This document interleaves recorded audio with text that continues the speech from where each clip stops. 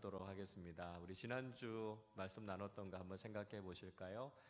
바울을 향해서 그 이방인을 위한 복음의 제사장으로 부름을 받았다라고 하는 말씀을 우리가 함께 나누었습니다.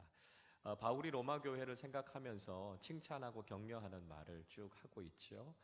그러면서 동시에 너희들이 어떻게 구원을 받았는가, 그 은혜를 잊지 말 것에 대해서 이야기하고 있습니다.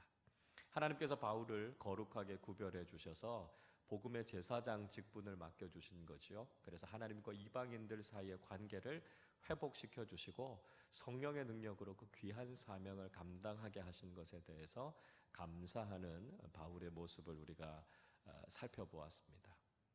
그리고 로마 교회를 빨리 방문해서 그들을 보고 싶다 하는 이야기를 하고 있습니다. 그건 뭐 단지 방문만 하려고 한 게 아니고요. 그보다 더 중요한 목적이 있었습니다. 로마 교회가 더 성숙하게 서서 바울의 선교에 동역자가 됐으면 좋겠다라고 하는 그런 마음이었죠.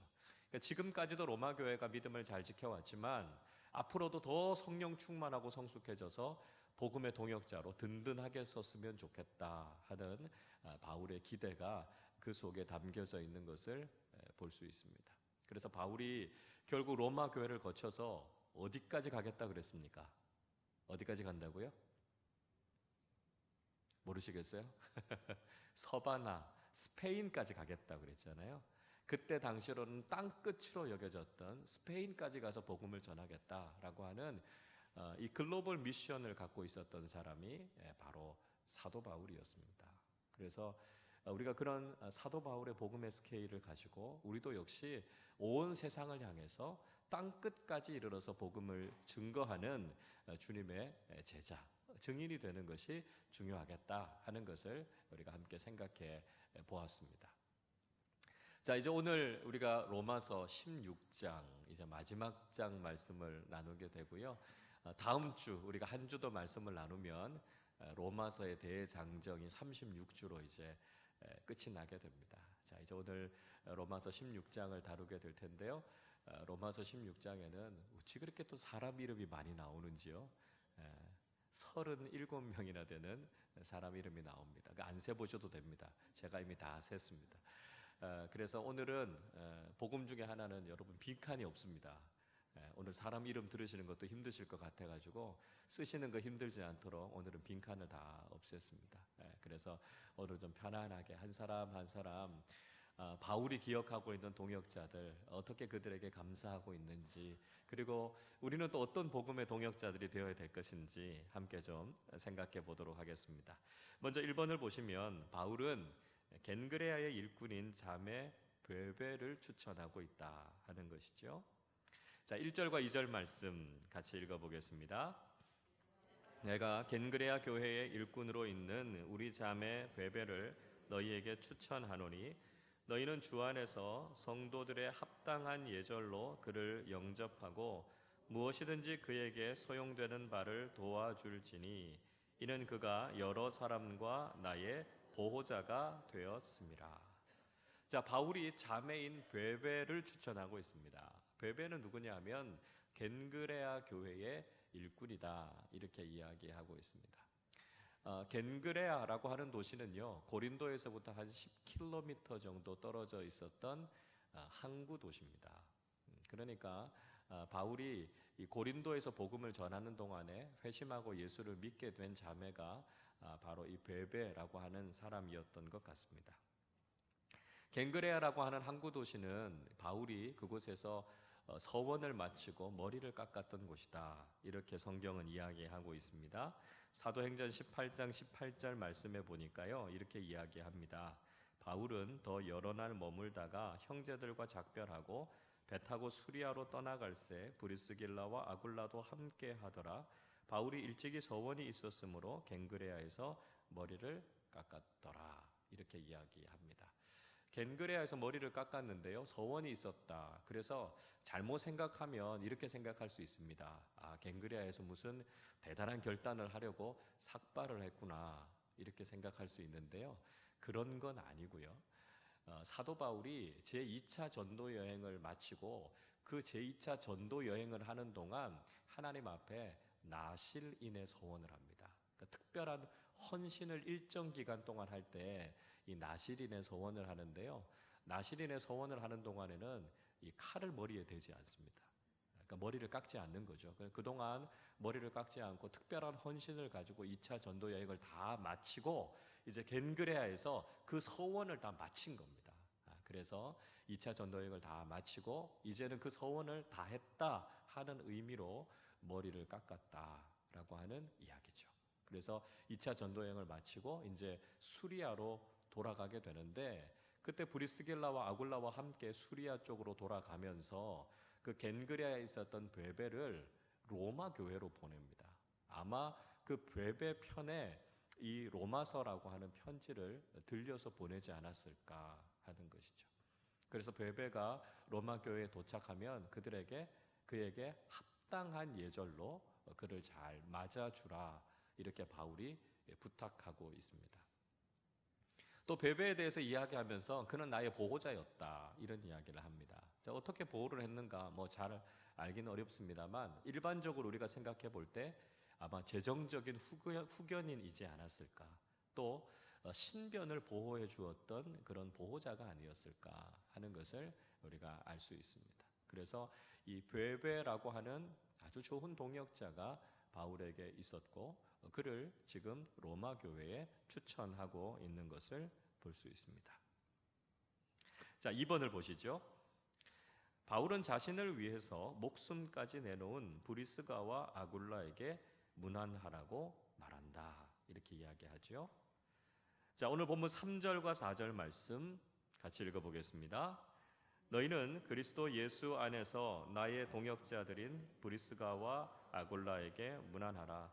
그들은 내 목숨을 위하여 자기들의 목까지도 내놓았나니 나뿐 아니라 이방인의 모든 교회도 그들에게 감사하느니라. 자, 이번에는 동역자인 브리스가와 아굴라에 대해서 이야기하고 있습니다. 브리스가의 또 다른 이름이 브리스길라, 같은 이름이죠. 브리스길라가 애칭입니다. 애칭. 그래서 브리스길라, 아굴라 이렇게 동역자를 소개하고 있습니다. 자, 누가 남편이고 누가 아내입니까? 남편의 이름이 뭡니까? 둘 중에 하나죠. 아굴라입니까? 브리스가입니까? 누가 남편입니까? 누가 남편이죠? 아굴라가 남편입니다. 아굴라가. 네. 자, 뒤에 있는 아굴라가 남편이고요. 브리스가가 아내입니다. 당시의 사회로 봤을 때 대부분 여자 이름이 앞에 나오는 경우는 거의 없습니다. 대부분은 다 남자가 중심이고 주도권을 가지고 있는데 바울은 이야기할 때마다 이 브리스가의 이름을 앞에다 내세우고 있습니다. 그러니까 그만큼 부인이었던 브리스가가 굉장히 적극적으로 바울을 돕고 사역을 했던 것을 알 수 있다라고 하는 것이죠. 그래서 브리스길라와 아굴라를 생각할 때 바울이 이들은 나를 위해서 자기 목이라도 내놓았던 사람이다 이렇게 이야기하고 있습니다. 자, 왜 이렇게 이야기하고 있을까라고 하는 것이죠. 그건 사도행전 18장 말씀에 가서 보면 좀 알 수 있습니다. 자, 사도행전 18장 2절과 3절 말씀에서 이렇게 소개해 주고 있어요. 아굴라라 하는 본도에서 난 유대인 한 사람을 만나니 글라우디오가 모든 이방인을 명하여 유대인을 명하여 로마에서 떠나라 한 고로 그가 그 안에 브리스길라와 함께 이달리아로부터 새로 온지라 바울이 그들에게 감해 생업이 같으므로 함께 살며 일을 하니 그 생업은 천막을 만드는 것이더라. 원래 이 아굴라는 본도, 그러니까 소아시아 북쪽, 터키 북쪽 지역이 원래의 고향이었습니다. 여기에 있었던 디아스포라 유대인이었는데요. 예수 그리스도의 복음을 듣게 됩니다. 그리고 이 브리스길라와 아굴라 부부가 로마로 옮겨가게 되죠. 그런데 AD 52년에 글라우디오 황제가 유대인 추방령을 내리게 됩니다. 그래서 로마에서부터 쫓겨난 브리스길라와 아굴라 부부가 어디로 오냐 하면 고린도에 오게 됩니다. 고린도. 그래서 고린도에서 바울을 만나게 되죠. 그런데 우연치 않게도 이 바울과 브리스길라 아굴라가 직업이 같았던 겁니다.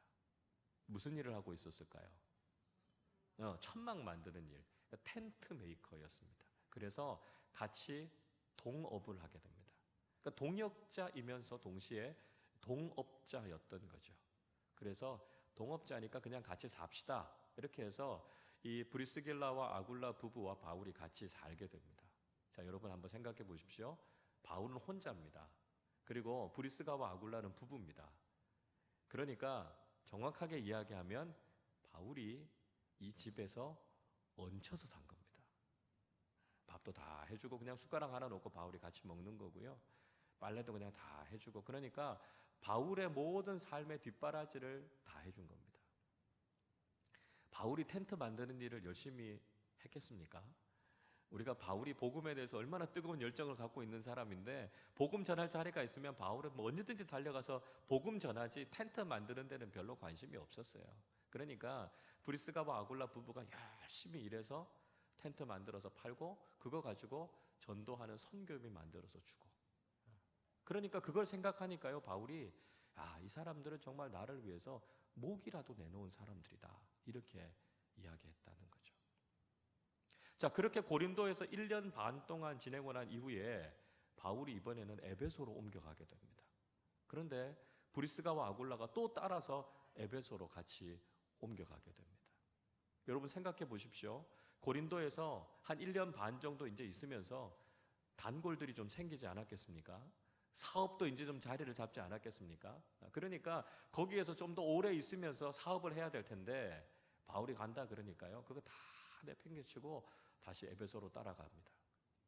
그러니까 사업보다도요, 복음을 전하는 그 일이 브리스가와 아굴라에게는 훨씬 더 중요했던 거예요. 그러니까 이런 헌신, 이런 희생을 하고 있는 브리스가와 아굴라가 정말 생명을 내놓고 나를 도와준 사람이었다, 그렇게 이야기하고 있는 것이죠. 또 특별히 이 브리스가와 아굴라는 아볼로라고 하는 성경 교사를 복음으로 가르칠 만큼 아주 복음에도 탁월한 사람이었습니다.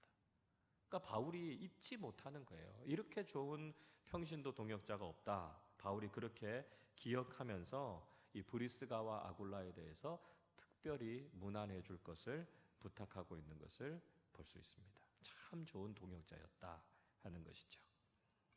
자, 3번을 보시죠. 바울은 아시아에서 처음 익은 열매인 에베네도에게 문안하라고 말하고 있습니다. 자, 5절 말씀 같이 읽어보겠습니다. 또 저의 집에 있는 교회에도 문안하라. 내가 사랑하는 에베네도에게 문안하라. 그는 아시아에서 그리스도께 처음 맺은 열매니라. 저의 집에 있는 교회, 이건 앞에 있는 브리스가와 아굴라 집에 있는 교회를 이야기합니다. 그러니까 당시의 교회는 가정교회였으니까요, 브리스가와 아굴라가 자신의 가정을 중심으로 해서 모이는 교회가 있었고요, 그 교회에 문안할 것을 이야기하고 있습니다. 그러니까 가는 도시들마다 그 가정에서 교회를 개척했을 것이고, 아마 이 브리스가와 아굴라가 있었던 로마에도 그 가정을 중심으로 교회가 있었을 테니까 그 가정 교회에 문안할 것을 이야기하고 있습니다. 자, 그리고 또 한 사람 에베네도에게 문안을 부탁하고 있지요. 에베네도라고 하는 사람, 소아시아 터키 지역에 처음으로 예수를 믿은 사람이다, 이렇게 이야기하고 있습니다. 아마도 브리스가와 아굴라와 함께 아시아에서 복음을 듣고 예수를 믿고 같이 로마로 이동해서 갔던 것 같습니다. 그래서 그런 이 에베네도에게 문안할 것에 대해서 이야기하고 있죠. 그래서 처음 믿은 사람들, 복음에 마치 이 처음 믿은 사람들을 위해서 좀 우리가 기도하고 격려하고 경의를 표하는 것이 필요하겠다 하는 이야기를 하고 있습니다. 초창기 멤버들이 많이 어렵잖아요. 개척 멤버들이 얼마나 힘들고 어려운 가운데서도 교회를 잘 섬기고 세워가고 있습니까? 그런 수고들, 그런 노고를 기억하고 그것을 좀 격려하고 축복할 것에 대해서 이야기하고 있습니다. 자, 4번을 보시죠. 바울은 자신과 함께 수고한 사람들에게 문안하라, 이렇게 이야기합니다. 자신과 함께 수고했던 많은 사람들이 있는데 그들을 기억하면서 문안할 것을 이야기합니다. 6절 말씀 같이 읽어보겠습니다. 너희를 위하여 많이 수고한 마리아에게 문안하라. 로마 교회를 위해서 수고한 마리아를 위해서 문안하라 이야기합니다. 마리아라고 하는 사람이 정확하게 어떤 사람인지 잘 모르겠어요. 마리아라고 하는 이름이 워낙 많으니까 아무튼 그가 로마 교회를 위해서 특별히 많이 헌신했던 사람이다 하는 건 알 수 있습니다. 여기 보니까 많이 수고한 이렇게 표현되어 있는데요. 몹시 피곤했다는 겁니다. 몹시 고통스러웠다 이런 표현입니다.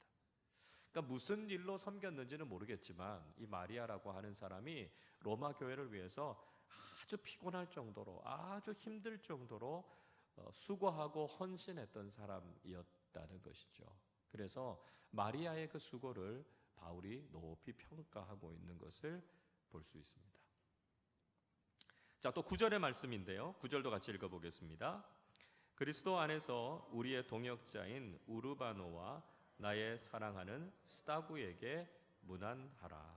자, 동역자 우르바노 이렇게 이야기합니다. 우르바노스라고 하는 이 헬라어 단어는 세련된 이런 이야기입니다. 도시적인 이런 뜻이에요. 여기서부터 나온 영어 단어가 urban이잖아요. 도시의라고 하는 말이 이 우르바노라고 하는 말에서부터 나온 겁니다. 그러니까 아주 세련되고 도시풍의 사람이었던 우르바노도 역시 로마 교회를 위해서 함께 동역했다 하는 걸 알 수 있습니다. 또 스타구라고 하는 이름도 나오죠. 스타구. 이 사람의 이름은 로마의 황족 가운데 발견되고 있는 이름입니다. 그러니까 로마의 황실과 연결되어져 있었던 사람인 거죠. 자, 그걸 생각해 보면 로마 교회 안에 사실은 권력층의 사람들도 있었고 굉장히 다양한 부류의 사람들이 그리스도 안에서 모여서 하나를 이루고 있었던 굉장히 성숙한 공동체였다 하는 것을 알 수 있습니다. 자, 12절입니다. 12절 같이 읽어보겠습니다. 주 안에서 수고한 두루베나와 두루보사에게 문안하라. 주 안에서 많이 수고하고 사랑하는 버시에게 문안하라. 자, 두루베나, 두루보사 이런 이름이 나오죠. 섬세하다, 고상하다 이런 뜻을 가지고 있는 이름인데 얼핏 이름 읽어봐도 자매 이름 같으시죠? 비슷하죠? 네, 자매입니다. 자매. 쌍둥이일 수도 있을 것 같고 자매일 수도 있을 것 같다 하는 이름인데요. 당시에 아주 귀족 집안 출신의 자매들이었던 것으로 보여집니다.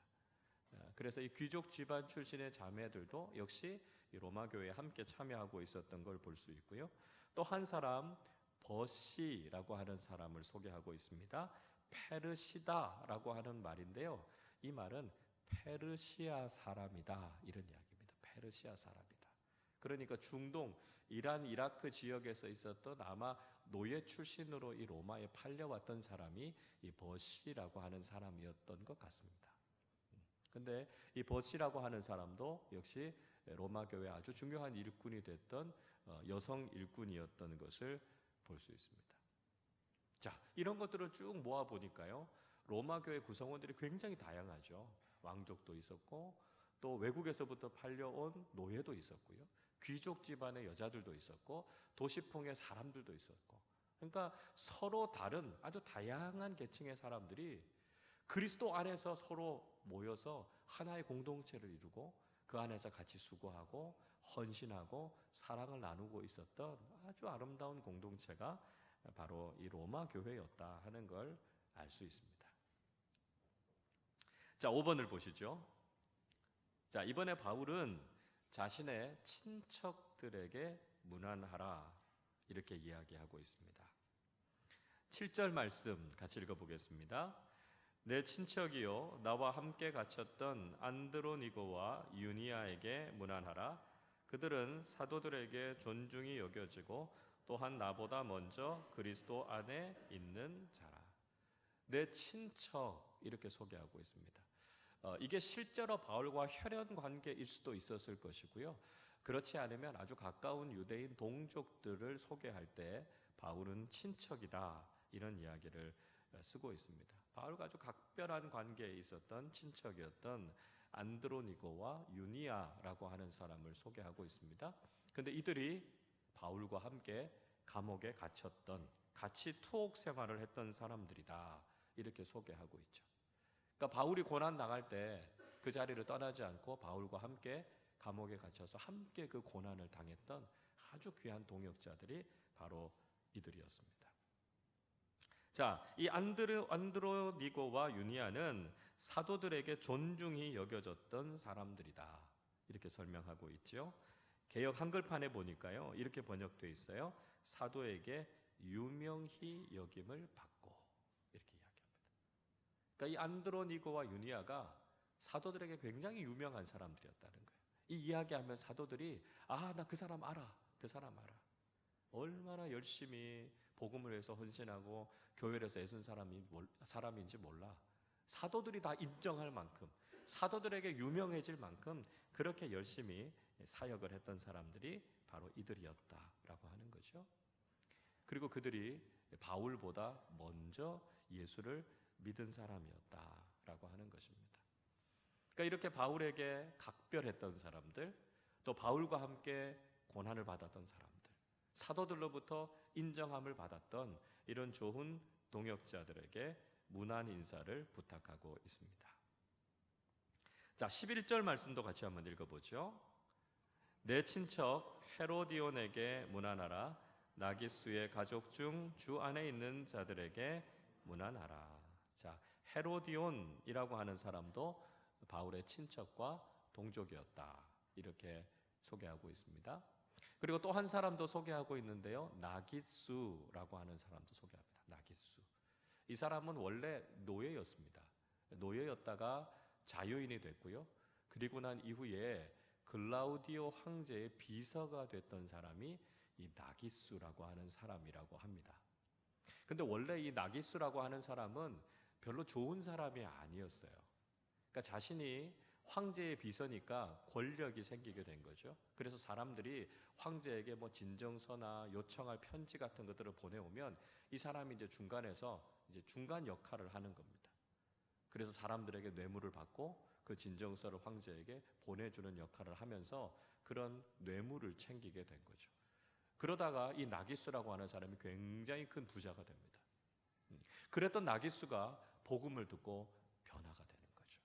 그래서 자신이 가지고 있는 재산을 가지고 자신이 가지고 있는 위치를 가지고 복음을 전하는 일을 위해서 많이 도와주었던 사람이 바로 이 나기수라고 하는 사람이었다. 이렇게 소개를 하고 있습니다.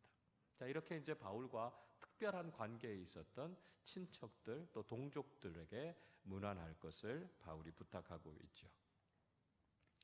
자, 6번 보시죠. 넘어가셔서 바울은 그리스도 안에서 사랑하는 많은 사람들에게 문안하라. 이렇게 이야기하고 있습니다. 자, 8절 말씀 같이 읽어보겠습니다. 또 주 안에서 내 사랑하는 암블리아에게 문안하라. 암블리아라고 하는 사람 소개하고 있는데요. 이 사람도 역시 노예였습니다. 노예. 그러니까 초기 기독교, 이 로마 교회 안에서 정말 다양한 사람들이 같이 모여 있는 걸 볼 수 있습니다. 우리나라에서도 초기 교회들이 이런 모습들이 있지 않았습니까?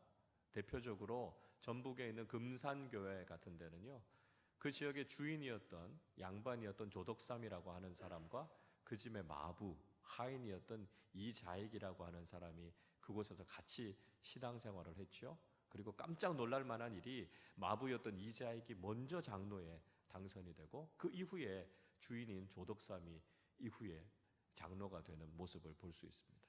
그러니까 당시의 사회 질서로는 도저히 받아들일 수 없는 일들이 사실은 교회 공동체 안에선 일어나게 되는 거죠.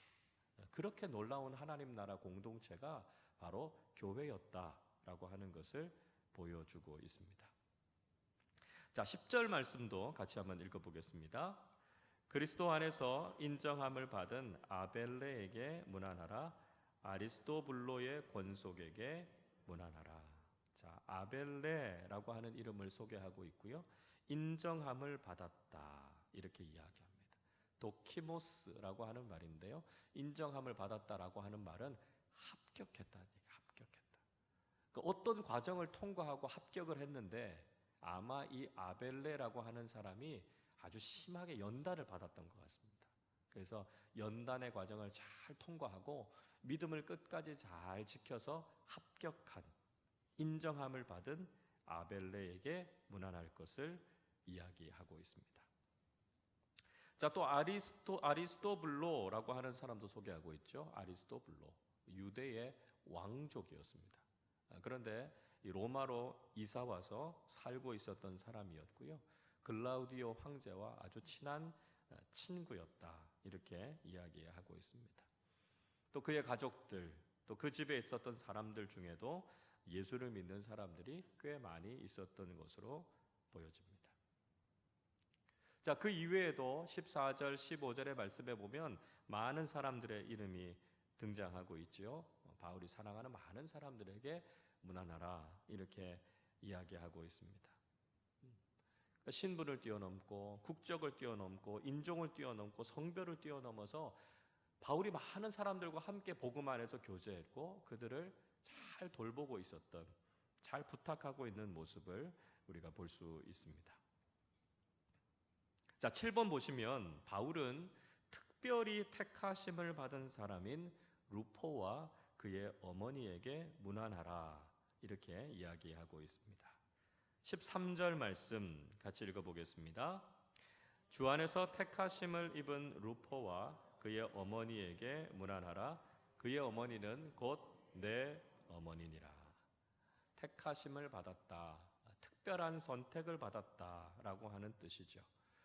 이 루포라고 하는 사람은 예수님의 십자가를 대신 졌던 구레네 시몬의 아들입니다. 자, 그래서 마가복음 15장 21절에 보면 이렇게 소개하고 있어요. 마침 알렉산더와 루포의 아버지인 구레네 사람 시몬이 시골로부터 와서 지나가는데 그들이 그를 억지로 같이 가게 하여 예수의 십자가를 지우고 이야기합니다. 구레네, 아프리카 지역이죠. 아프리카 지역에서부터 예루살렘에 여행을 온 구레네 시몬을 로마 병정들이 억지로 잡습니다. 그리고 예수님의 십자가를 대신 짊어지고 가게 하지 않습니까? 자신이 뜻하지 않았던 사건으로 예수님의 십자가를 대신 졌던 구레네 시몬은 예수 그리스도를 믿게 됩니다. 그리고 그의 아들이었던 알렉산더 루포, 그리고 그의 아내와 함께 이 가정이 구원을 받게 되죠. 그리고 바울이 그런 이야기를 합니다. 루포의 어머니는 내 어머니다, 이렇게 이야기합니다. 바울의 사역을 잘 돌보아주고 마치 친아들처럼 돌보아주었던 사람이 바로 이 구레네 시몬의 아내였고요, 알렉산더와 루포의 어머니였다라고 하는 거죠. 이거 얼마나 특별한 택하심입니까? 내가 원하지 않았고 내가 의도하지 않았지만 하나님의 계획 안에서 선택을 받고 예수님의 십자가를 대신 지는 그런 은혜를 경험하게 된 거죠. 그 사건을 통해서 온 가족이 구원을 받고 바울의 동역자로, 잊지 못할 동역자로 기억되는 축복을 누렸던 사람들이 바로 이 구레네 시몬과 그의 가족들이었다 하는 것을 알 수 있습니다. 자, 바울이 이렇게 많은 동역자들에 대해서 소개하고 있고 로마 교회에 문안할 것을 부탁하고 있습니다. 자, 8번을 보시죠. 바울은 거룩한 입맞춤으로 서로 문안하라, 이렇게 말하고 있습니다. 16절 말씀 같이 한번 읽어봅니다. 너희가 거룩하게 입맞춤으로 서로 문안하라. 그리스도의 모든 교회가 다 너희에게 문안하느니라. 입맞춤으로 서로 인사하라 이야기하고 있습니다.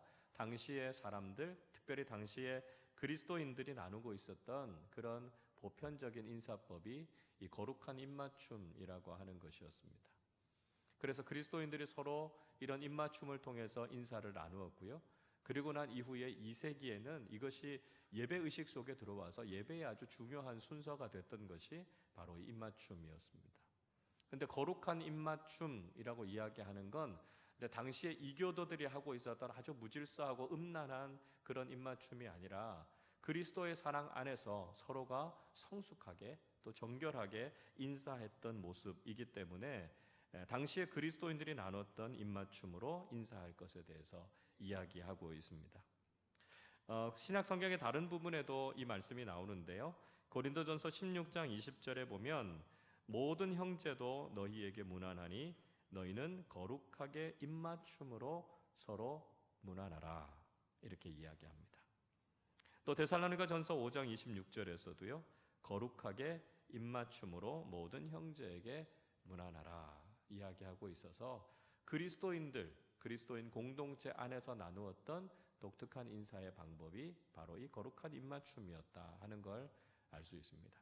아까 앞에서 말씀드렸던 것처럼 다양한 계층의 사람들이 모였습니다. 다양한 인종의 사람들이 모였습니다. 성별이 다르고 다 다른 사람들이 같이 모였는데 그들이 그리스도 안에서 하나 되게 하는 인사의 방법이 바로 이런 방법이었고요. 그것을 통해서 서로에게 사랑과 또 하나됨을 확인하게 하는 아주 중요한 인사의 방법이 바로 이런 인사법이었다 하는 것을 알 수 있습니다. 자, 마지막 9번을 보시죠. 바울은 모든 그리스도의 교회가 서로 문안하라 이렇게 말하고 있습니다. 좀 전에 읽었던 16절 마지막 부분이요. 그리스도의 모든 교회가 다 너희에게 문안하느니라. 아마도 모든 교회라고 하는 것은 바울이 세웠거나 바울이 방문했던 교회를 이야기하겠죠. 그래서 그 교회들의 문안의 인사를 로마 교회에 전하고 있습니다. 온 세계에 있는 그리스도의 교회는 서로를 위해서 축복하고 격려하고 함께 문안하고 인사를 나누는 그런 공동체가 돼야 한다는 것이죠. 전에도 말씀드렸던 것처럼 교회는 절대로 경쟁이나 비교의 상대가 아닙니다. 우리는 동일한 그리스도의 몸이고요. 그리스도의 몸의 한 지체들입니다. 그래서 온 세계에 있는 모든 그리스도의 교회는 그리스도의 이름으로 서로를 축복하고 서로를 격려하고 함께 세워져 나가는 그리스도의 몸이 되어야 한다는 사실을 우리가 잊지 말아야 한다는 것이고요. 우리와 함께 복음 사역을 감당하고 있는 수많은 지역 교회들을 우리가 주님의 이름으로 축복하는 것이 필요하다라고 하는 것이죠. 바울은 오늘 로마서 16장을 시작하면서 많은 동역자들의 이름을 기억합니다. 바울의 복음 전도는 혼자 할 수 있었던 게 아니었다는 것이죠. 다양한 사람들, 다양한 신분과 다양한 직위와 다양한 배경 속에 있었던 사람들의 그 많은 헌신과 동역이 있었기 때문에 바울이 그 귀한 사역을 감당할 수 있었음에 감사하고 있는 모습을 보고 있고요. 그리스도인들이 그리스도의 공동체가 함께 서로 격려하면서 주님께서 맡겨주신 귀한 일들을 잘 감당할 것을 격려하고 권면하고 있는 것을 볼 수 있습니다. 우리도 혼자서 믿음을 지키면서 살아가기가 참 어렵습니다. 하나님께서 귀한 동역자들을 우리 안에 함께 세워주셔서 함께 믿음의 삶을 살고 함께 섬길 수 있게 하신 것이 얼마나 큰 축복인지 깨닫고 우리가 늘 동역자들을 그리스도의 이름으로 축복하는 우리 모두가 되실 수 있기를 바랍니다. 우리 모두가 믿음의 공동체를 함께 세워나가고 그리스도의 이름으로 함께 축복하면서 하나님의 나라를 확장해 나가는 이 귀한 사역을 더 잘 감당하는 우리 모두가 되시기를 주님의 이름으로 축원합니다.